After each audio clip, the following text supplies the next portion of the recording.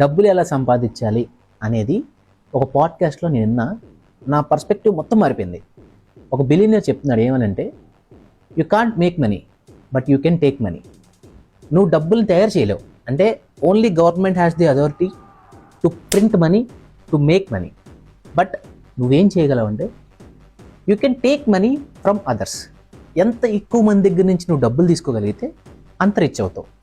For example, Apple ఉంది, ఒక product చేసింది, ఆ ప్రోడక్ట్ని అమ్మి జనాల దగ్గర నుంచి డబ్బులు తీసుకుంది. ఒక్కొక్కరి దగ్గర నుంచి ₹1,00,000 తీసుకుంది. నువ్వు జాబ్ చేసావు అనుకో, ఒకరి దగ్గరే తీసుకోగలవు డబ్బులు. ఎవరి దగ్గర? మీ బాస్ దగ్గర, మీ కంపెనీ దగ్గర.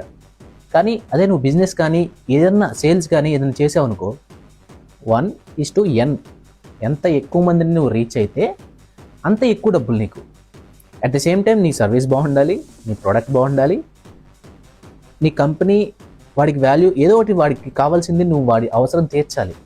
అప్పుడే నీకు డబ్బులు వస్తాయి. So you can't make money, you can take money అనే ఒక వర్డ్ ఏదైతే ఉందో నా కంప్లీట్ పర్స్పెక్టివ్ని మార్చేసింది.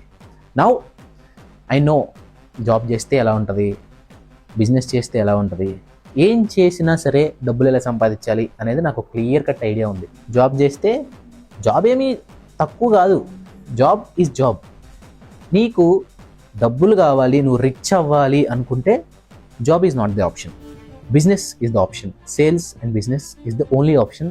నువ్వు బాగా రిచ్ అవ్వాలి అనుకుంటే జాబ్ చేసి డబ్బులు సంపాదించుకొని అది సేవింగ్స్ చేసుకొని నువ్వు రిచ్ అవ్వాలి అంటే చాలా టైం పట్టింది.